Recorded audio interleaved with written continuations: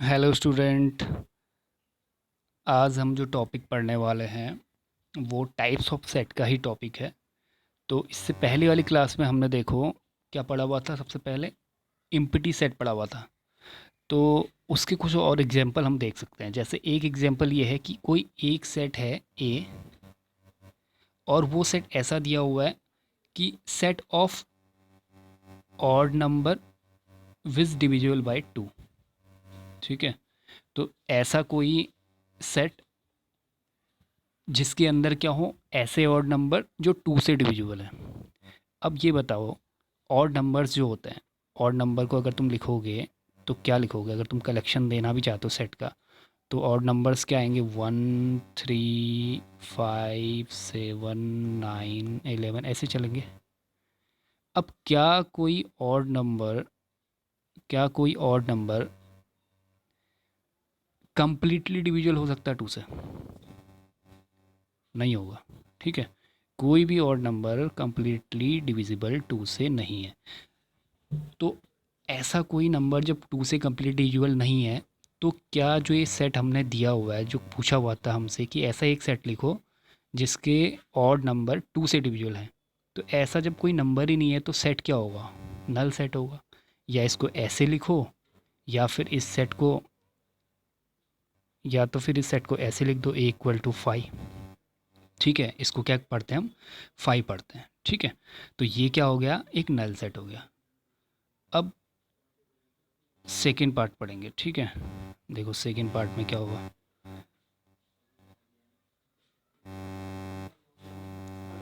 अब देखो दूसरा, जैसे और एग्जांपल है, एक दिया हुआ है, ये एग्जांपल है। देखो इसको थोड़ा और जूम कर लेते हैं।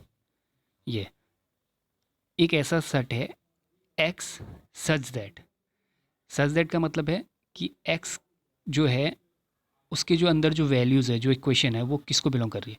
तो x such that x square minus two is equal to zero. और ये एक्स बिलोंग टू, लिखा हुआ है रियल नंबर, रियल नहीं, इसको इमेजनरी नंबर मान लो। ठीक है, कि एक्स कोई एक ऐसा नंबर है जो इमेजनरी नंबर है। तो अब इसको देखो, एक्स स्क्वायर माइनस टू को अगर तुम फैक्टर करते हो तो इसके फैक्टर आते हैं +√2 -√2। ठीक है, और ये +√2 -√2 एक रियल नंबर है ना? रियल नंबर है क्योंकि रियल नंबर की डेफिनेशन होती है उसमें रैशनल और इरेशनल दोनों नंबर्स आते हैं। अब ये जो स्टार्टिंग में क्वेश्चन थोड़ा यहाँ पे रियल नंबर की जगह पे इसको इमेजनरी नंबर मान लो, तो इमेजनरी नंबर है ये? नहीं है, ये एक रियल नंबर है। तो ये एक सेट कैसा होगा? ये एक सेट होगा नल सेट।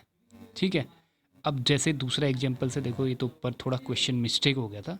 सी वाला जैसे एक सेट डिनोट किया हुआ है सी, यहाँ पर एक्स सच दैट, एक्स क्या शो कर रहा है? एक ऐसा सेट है एक्स स्क्वायर इक्वल टू 4, और जहाँ पर एक्स क्या होगा? एक ऑड नंबर होगा। अब एक्स की जो वैल्यू आएगी वो एक ऑड आनी चाहिए। अब ये क्या पॉसिबल है? ऐसा देखो, x square equal to 2, x की जो वैल्यूज़ आएंगी वो आएंगी +-√2। और +-√2 क्या एक ऑड नंबर है? नहीं, ये ऑड नंबर को शो ही नहीं कर रहा। ये तो शो कर रहा है किसको? रैशनल नंबर को। तो ये भी क्या हो गया? एक नल सेट हो गया। ये भी क्या हो गया? एक नल सेट हो गया। ठीक है, अब देखो दूसरा जो सेट आएगा, आज जो हम नया टॉपिक पढ़ने हैं वो टॉपिक पढ़ने वाले हैं हम फाइनाइट सेट। क्या पढ़ने वाले हैं? Finite set. तो फाइनाइट सेट क्या होता है भाई? इस set having finite number of elements is called finite set. जिसमें फाइनाइट का मतलब होता है मतलब फिक्स्ड है। नंबर क्या है? फिक्स्ड है। जैसे नेचुरल नंबर का सेट था तो फिक्स्ड नंबर थे नहीं थे, वो क्या होता था? 1 से स्टार्ट होता था, इन्फिनिट तक चलता था। तो ये तो क्या है? फिक्स्ड नंबर वाला सेट होगा। तो उसमें जैसे एग्जांपल देखो, ये जैसे दिया हुआ है, देखो एग्जांपल देखो यहाँ पे, ए कोई सेट है, ऐसा सेट है जिसके एलिमेंट नेचुरल नंबर को बिलोंग कर रहे हैं। ठीक है, बिलोंग का मतलब ये होता है कि वो नंबर कहाँ होंगे? नेचुरल नंबर के होंगे। ठीक है, अगर वो एक्स बिलोंग टू यहाँ पर रियल नंबर होता था, तो एक्स के जो नंबर होते वो रियल नंबर से चूज किए जाते। ठीक है, तो यहाँ पर एक्स जो नंबर है वो सब नेचुरल नंबर है। और वो नंबर हैं कैसे? <<5। अब देखो <<5 का अगर तुम सेट बनाओगे तो कैसा सेट बनेगा? <<5 का अगर सेट बनाओगे, इसको रोस्टेड फॉर्म में लिखते हैं। देखो, तो एक्स एक ऐसा नंबर जो नेचुरल नंबर को बिलोंग करता है। नेचुरल नंबर हमें पता है 1 2 3 4 5 6 ऐसे चलता है। अब वही नंबर लेना है जो क्या हो 5 से कम हो। तो 5 से कम वाले नंबर कितने होंगे 1 2 3 4। तो सेट क्या बन गया, सेट बन गया A = 1, 2, 3, 4। ठीक है, ये हो गया एक सेट। तो फाइनाइट सेट मतलब फिक्स्ड होगा, वहाँ पर कंडीशन दी होगी। जैसे हम ये कह सकते हैं कोई दूसरा कोई एग्जांपल ले लो।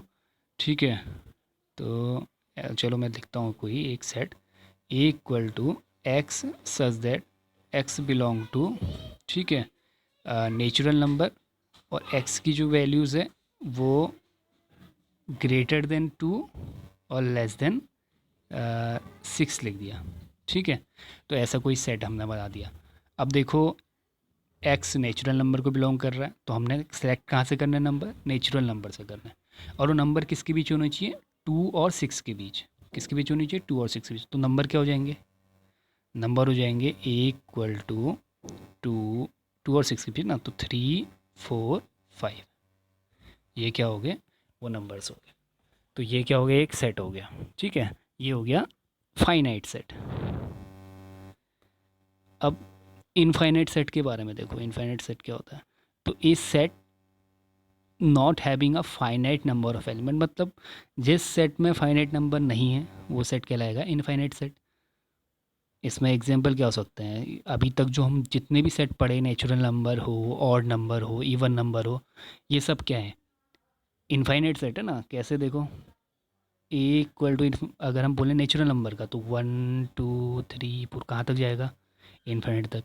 अगर हम बोलें इवन नंबर का तो कहाँ तक जाएगा, 2 4 6 8 कहाँ तक जाएगा, इनफाइनाइट तक। तो ये भी एक कैसा सेट है, ये एक इनफाइनाइट सेट है। कभी कंप्लीट नहीं होगा ना, फिक्स्ड नहीं है, एलिमेंट क्या नहीं है इसके, फिक्स्ड नहीं है।